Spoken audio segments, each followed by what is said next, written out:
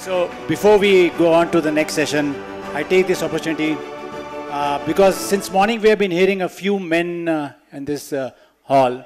So I'm one of them, but I'm here just to say thank you to everyone who have been supportive to this particular third edition of Conclave, and especially to all the women committee members who have actually worked hard to make this conclave a successful one. So before we move on to the next session, and I would like to have a video dedicated to our women conclave committee members who have done the hard work. They don't need to come out here, so obviously they'll be given a chance to click a picture with our main speaker again, Ms. Neelam Kothari. So let me have the video, please. And this is on behalf of IMA team. Oceans and walk across the water, You feel defeated, falling on your knees and looking up for some hope tonight. You try to stand up, throw your hands up like you no longer have Trivedi, which you have been seeing since morning. I am a rock star. Sunsets, too many days ending in the darkest night. Seema Arora on the back end. Never know. Shani Maheshwari, you all see the content if you and the videos. Nagini Papna, Sonal Madam, Garjana Rathod, Sarita Mundra, Ayushi Gaur working at the back end, Navita Arora again working at the back end, Shreya Mangla who coordinated the session, and luckily our next host, my wife Preeti Khandelwal on the stage. Thank you everyone. Someone to lift you up, yeah, make right all the things you've done, cause on your own you'll never know, you'll never know. If you believe you can move the highest mountains, cross the greatest ocean.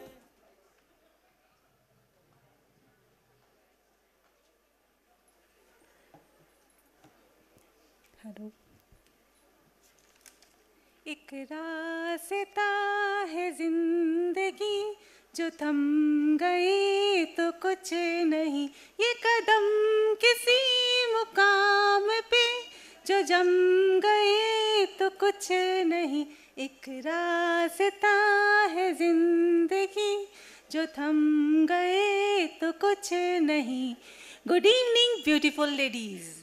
मुझे लगता है कि अगर हमें हमारे सपने पूरा करने की हिम्मत नहीं हो रही है तो हमें साइकिल के दौड़ते पहियों को देखना चाहिए, जो सिखाते हैं कि ज़िंदगी रुकने का नाम नहीं है, हमें निरंतर चलते रहना है, मतलब काम करते रहना है, तो मंजिल ज़रूर मिलेगी.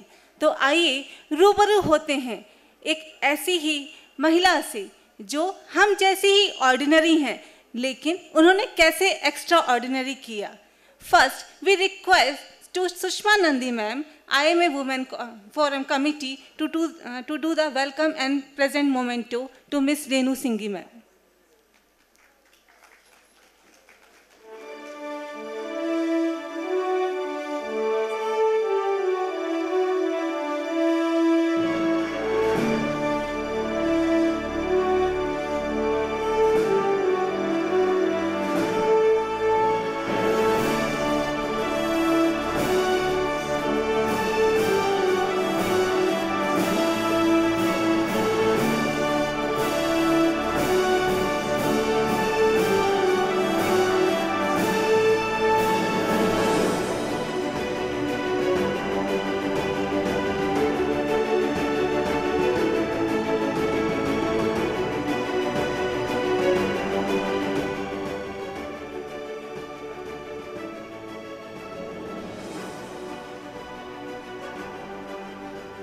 AV team, please play the video.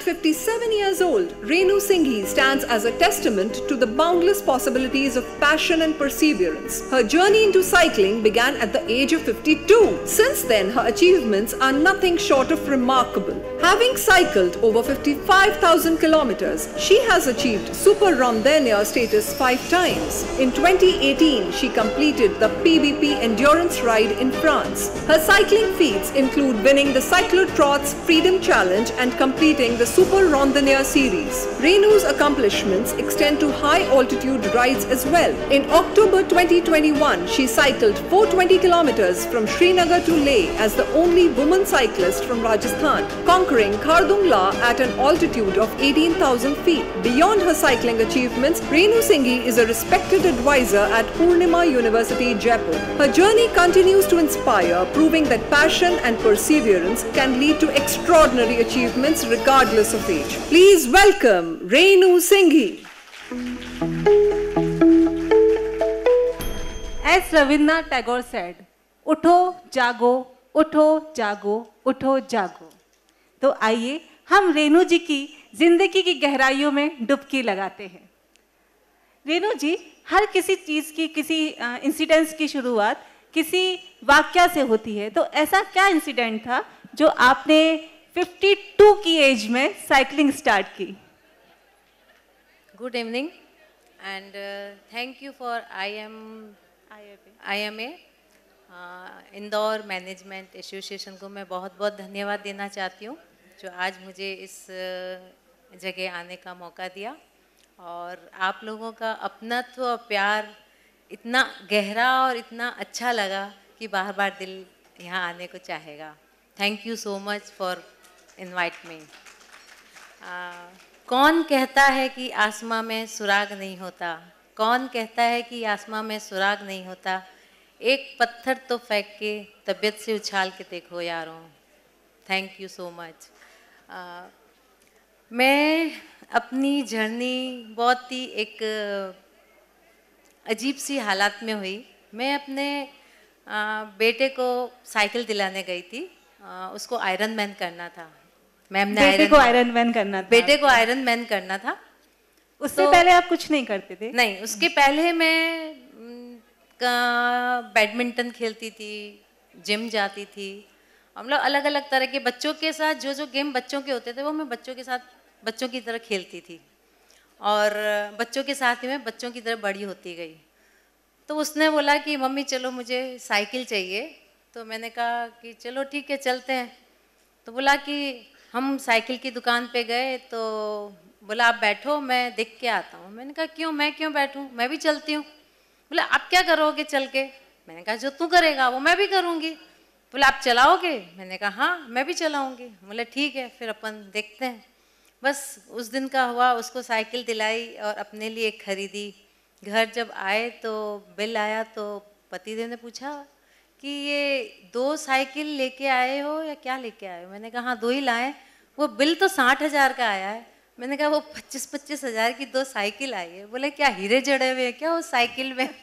मैंने कहा नहीं, अभी तो बस लेके आए, आगे आगे आपको बोनस मिल गया, एक साइकिल के बदले में दूसरा बोनस मिल गया। हाँ, तो बस उस दिन से वो साइकिल ला के रखी, 4-5 दिन चलाई नहीं, उसको देखती रही, क्योंकि मुझे गियर बदलने नहीं आते थे, उसके क्या रेशियो होते हैं गियर के वो मुझे नहीं मालूम थे। तो मैंने 5-6 दिन तक ऐसे उसको सजा के रखी, रोज़ देखती फिर सो जाती। एक दिन बड़ा वाला बेटा आया, बोला क्या हुआ मम्मी? उनका क्यों, क्या हो गया? बोले आपका भी हमारी तरह जोश ठंडा हो गया क्या? हमको बोलते हो चीज़ें खरीद के लाते हो और फिर चलाते नहीं हो, आपने क्या किया? मैंने कहा देख मैं कल जाऊंगी ना सुबह चलाने। तो बस उस दिन का दिन था। अगले दिन खुद ही शर्म के मारे उठे कि नहीं भैया अब तो बच्चों के सामने शर्म आएगी, कुछ रेनू कर ले, कुछ करके दिखा दे अब, नहीं तो तेरी नैया डूब गई। अगले दिन उठे, 4 बजे उठे और साइकिल लेके रवाना हुए। जब घर से निकले तो बड़ा जोश और होश, बहुत खुशी थी। आगे जाके हमने गियर बदले, गियर ऐसे बदले कि वापस आते आते आंसुओं से धाराएं टपकने लगी। क्या हुआ कि जो गियर चढ़ाई में चढ़ते हैं वो हमने स्ट्रेट रोड पे ही लगा दिए। मतलब गियर की साइकिल चलाना टफ है, मतलब आप ये बताना टफ चाहते है, हैं? हाँ, शुरुआत में अगर नहीं आते तो बहुत टफ है। तो फिर पैडलिंग, लूज पैडलिंग करके जैसे तैसे घर पहुंची। घर पहुंच के 2 दिन वापस रखी। फिर बेटा आया वापस जोधपुर से, बोले क्या हुआ? मैंने कहा वो तो साइकिल खराब हो गई, बेकार है साइकिल, गियर वाली तो अच्छी नहीं होती है। तो गियर बोले वो गियर बदलनी है, नहीं आते तो गियर साइकिल ही खराब हो गई। सही बात है, अगर गियर बदलना नहीं आता आपने साइकिल क्यों ली? बच्चे जैसे हम बच्चों से बोलते हैं ना तुमको ये आता नहीं है तो तुमने ये क्यों किया, तो अब बच्चे हमसे पलट के बोल रहे हैं। बच्चे हमको पलट के बोल रहे थे। तो बोले कि आप अब सिर्फ 2 और 5 पे चलाओगे, आप इसको बदलोगे नहीं। मैंने कहा ठीक है। कुछ दिन फिर हमने 2 और 5 पे चलाई और फिर कोई मिला, फिर उसने वापस सेट करके दिया। तो आज की वो जिंदगी की अब गाड़ी अब चलने लग गई है। मतलब आपने एक चैलेंज लिया, आपने बच्चे मतलब आपके बच्चे ने आपको प्रेरित किया कि कैसे साइकिल के गियर चेंज करने हैं, फिर आपने खुद को चैलेंज किया कि जब सब कर सकते हैं तो मैं क्यों नहीं कर सकती। तो मैं आपसे एक क्वेश्चन पूछना चाहूँगी कि when women take challenges, what is the biggest challenges they face? मतलब कि अगर हमने जैसे किसी भी पार्टिसिपेट किया किसी चीज़ में, तो हमें क्या क्या प्रॉब्लम फेस करनी पड़ती हैं एक वुमेन को, उसके बारे में कुछ बताइए। जब हम घर से निकलते हैं तो बहुत सारी चीज़ें सोच के निकलते हैं कि रास्ता कैसा होगा, लोग कैसे होंगे, रास्ते में ट्रैफिक कैसा होगा, साथ वाला राइडर कैसा होगा, आपको सपोर्ट करेगा कि नहीं करेगा, रात के क्या चैलेंज होंगे। ये घर से बाहर निकलते ही आपके चैलेंज चालू हो जाते हैं। जैसा कि मैंने देखा कि आपने 1000 किलोमीटर भी साइकिलिंग चलाई है, तो वो रात में भी चलानी पड़ती है, तो वो सब चैलेंज भी आते हैं कि रात में साइकिल चलाना, वो भी एक लेडी के लिए, एक वुमेन के लिए थोड़ा टफ होता है। बहुत टफ होता है। रात में चलाने में क्या होता है कि आपको नींद भी आ रही होती है और सोने के लिए जगह भी चाहिए होती है, और रास्ते में जो लोग मिलते हैं वो भी आपको अजीब से तरह के सवाल पूछते हैं। वो पूछते, ए छोरी कटे जा रही है, ये छोरी तेरे को ये करने से क्या मिलेगा, ये छोरी तुम ये क्यों कर रही हो। मतलब रास्ते में जाते हैं लोग, रोक रोक के हमको पूछते हैं, तो हम जनरली लोगों को ये बोलते हैं हमारी आर्मी की ट्रेनिंग चल रही है, ताकि वो बोलते ही सब लोग हमसे दूर हो जाते हैं, वो हमारे पास नहीं आते। हाँ जी, ये चैलेंज मुझे भी फेस करने में आता है। जब मैं रन करती हूँ, जो कोई साथ में जो रन नहीं कर रहे होते हैं, तो वो यही बोलते हैं क्या पागल लोग हैं, फालतू में भाग रहे हैं। हाँ। मतलब सुबह 4 बजे उठ के भाग रहे हैं, वो ऐसा बोलते ही हैं। मतलब लोगों की परवाह मत करो। हाँ, लोगों की परवाह मत करो, आप अपने काम करते रहो और मंजिल आपको मिलेगी ही मिलेगी। बिल्कुल। अच्छा, ऐसा ही आपने एक चैलेंज लिया, अपने इंडिया में नहीं, आपने इंडिया से बाहर जाकर एक चैलेंज लिया नॉर्थ कैप 4000 साइकिलिंग करने का। तो उसकी कुछ झलकियाँ मैं आपको दिखाना चाहूँगी। AV team please play the video.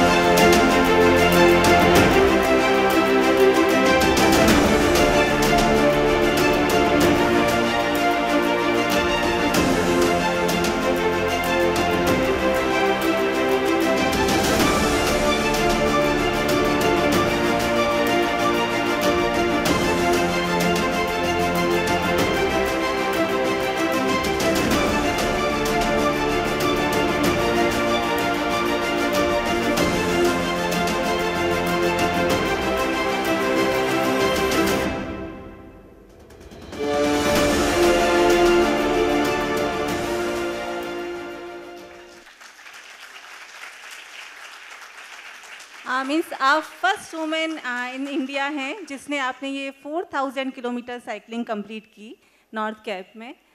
Renu जी, मैं ये पूछना चाहूँगी कि ये जब आप साइकिलिंग आप कर रही थी, तो उसके लिए आपने कैसे अपने आप को तैयार किया?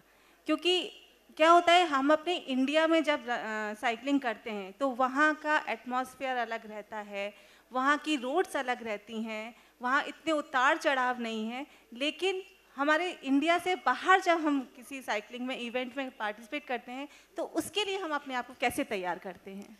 अब तक मैंने करीब 1 लाख किलोमीटर साइकिलिंग कर चुकी हूँ मैं। 1 लाख।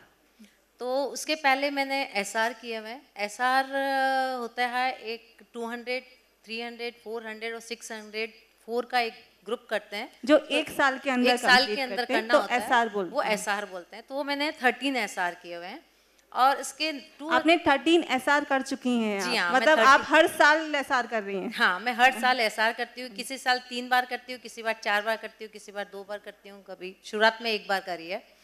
और मैंने 2019 में सबसे पहले मैंने चैलेंज लिया पेरिस ब्रेस्ट पेरिस का। पेरिस से ब्रेस्ट जाना, ब्रेस्ट से वापस पेरिस आना, वो करीब 1250 किलोमीटर का था। उसकी 100 साल की हिस्ट्री में उस समय इंडिया में से किसी ने भी ये चैलेंज पूरा नहीं किया था। तो उस समय भी मैं फर्स्ट इंडियन वुमेन बनी जिसने मैं ये 92 आवर्स में मैंने इसको फिनिश किया।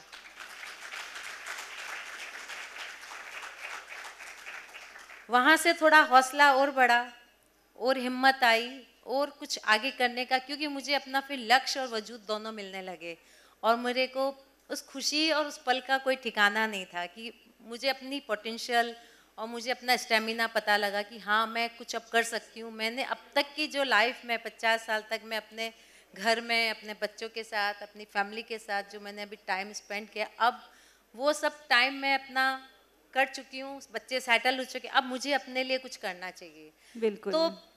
तो हर लेडीज़ को हर लोग को अपने लिए कुछ पल निकालने चाहिए, अपने लिए कुछ जीना चाहिए। ये नहीं सोचना चाहिए कि अब 50 के हो गए तो अब हम कुछ नहीं कर सकते। 50 के बाद ही आपकी लाइफ चालू होती है। Age is not a number. हाँ, एज इज जस्ट नंबर। तो वहाँ से मुझे थोड़ा पुशअप मिला। फिर मैंने नेक्स्ट ईयर LEL जाने की तैयारी की, लंदन एडिनबर्ग लंदन, जो 1550 किलोमीटर होता है। उसके लिए मैंने वापस अपने आप को तैयार किया। मैंने 5 डे एसआर किए। जो साल में 4 जो राइड साल में ख़त्म करनी होती है वो मैंने 5 डे एसआर में करी, 5 दिन में धर्मशाला और पंजाब की तरफ जाके, जिससे कि मेरे को एलिवेशन की प्रैक्टिस हो। एलिवेशन की प्रैक्टिस के लिए फिर मैंने कश्मीर, खारदुंगला, तुर्तुक उस तरफ गई। एलिवेशन की प्रैक्टिस के लिए मैं अरुणाचल गई। तो कम ऑक्सीजन रहती ऑक्सीजन है, कम तो होता उसकी है, भी आपने चढ़ाई भी है। हाँ। तो उसकी प्रैक्टिस मैंने वहाँ करी। फिर मैं वापस और लगा कि नहीं मुझे और कुछ करना है अभी प्रैक्टिस के लिए, तो मैं अरुणाचल गई। अरुणाचल में काहो फर्स्ट विलेज है, वहाँ तक गई। वो भी पूरा एलिवेशन वाला रोड था। इस तरह से मैंने अपनी LEL की प्रैक्टिस करी। डेली बाहर 70 किलोमीटर, घर पे इंडोर में 30-50 किलोमीटर इंडोर में एलिवेशन के साथ प्रैक्टिस करी। और LEL जाने के लिए वापस लंदन जाने के लिए एक बार फिर खड़ी हुई। और जिस दिन मैं एयरपोर्ट पहुंची लंदन एयर, मुझे लूज मोशंस और तबीयत ख़राब हो गई। 4 दिन मेरी बहुत तबीयत ख़राब रही। तब मुझे लगा कि पता नहीं मैं आगे की ये राइड कैसे करूंगी। फिर भी जैसे तैसे हिम्मत जुटाई, दवाइयाँ ली, ठीक हुई और इस रेस में कूद पड़ी। LEL का जो टाइम था हमारा 128 घंटे का था और वो मैंने 124 घंटे में फिनिश किया। और वो भी मैं फर्स्ट इंडियन लेडी बनी जिसने ये LEL फिनिश किया। मतलब मुझे लगता है कि हमारी फिजिकल स्ट्रेंथ के साथ हमारी मेंटल स्ट्रेंथ भी बहुत स्ट्रांग होनी चाहिए। मेंटल स्ट्रेंथ ही आपकी काम आती है, क्योंकि फिजिकल तो आप सब में है। आप सब स्ट्रांग है तभी आप सब इतनी देर से यहाँ बैठे हुए हैं। बिल्कुल सही बात है। मेंटल अगर आपका स्ट्रांग और विल पावर स्ट्रांग है तो आपको कोई हरा ही नहीं सकता है। आप उस बुलंदियों को जरूर पहुंचेंगे। रेनू जी, आपने जो 4000 किलोमीटर साइकिलिंग करी, इसके दौरान कुछ चैलेंजेस भी आए होंगे। मतलब कि जब आप वो साइकिलिंग कर रही होंगी तब आपके वेदर कंडीशन ऐसी हुई होगी कि वेदर आपको सपोर्ट नहीं कर रहा होगा। कभी ऐसा भी होगा कि आपको कुछ क्योंकि मैंने ऐसा सुना है कि आप वेजिटेरियन हैं जी, तो खाने की भी प्रॉब्लम आई होगी। हाँ। और इसमें ये भी होता है साइकिलिंग में हमारे कई बार पंचर भी हो जाती है, साइकिल पंचर भी हो जाती है। तो उन्हीं के हम कुछ वीडियो शेयर करेंगे आपके संग। AV team please share the video. और रास्ते भर विलेजेस हैं, यहाँ पर पूरा आउटर में साइकिलिंग है। और खाने को विलेज में जनरली कुछ मिलता ही नहीं है, कोई नहीं मिलता है। खाना छोड़ो, आप इंसान नहीं मिलता है। और देखिए हमको ये क्या मिला है। मैडम क्या कर रहे हैं? प्लम तोड़ रही हूँ। जिंदगी में ऐसे प्लम नहीं खाए होंगे। फ्रेश फ्रेश ये देखिए एकदम। एप्पल भी लगी हुई थी आगे खूब सारी। प्लम को क्या बोलते हैं अपने? आलू बुखारा। आलू बुखारा। तो टेस्ट कैसा है इसका? अरे यार वो मत पूछ। और अभी हम नाश्ता करके निकले ही थे कि ये रेनू मैडम की साइकिल का वापस से पंचर हुआ है। ये कल से अभी तक तीसरा पंचर है, तो इस बार हमने सोचा है कि क्यों ना इसका टायर ही चेंज कर दिया जाए। मैं आप सबको बताऊंगी, रेनू मैडम को ये पता भी नहीं था कि उनके ये वीडियोस हमने कैप्चर कर रखे हैं, लेकिन हमारे एक फ्रेंड गए थे तो उनने ये वीडियोस कैप्चर कर रखे हैं। तो रेनू मैडम देखिए हम कहाँ तक सोचते हैं कि आपको कब बुलाएंगे, हमको पता था, इसीलिए हमने आपके वीडियोस कैप्चर करवाए। ये मेरे पास नहीं है। मैं आपको बस एलईएल के बाद इसी मुद्दे पे आ रही थी, 4000 वाले पे ही। तो हमने आपको पहले ही बता दिया कि देखिए आपको इतनी प्रॉब्लम फेस करनी पड़ी, उसके बाद भी आपने ये कंप्लीट किया।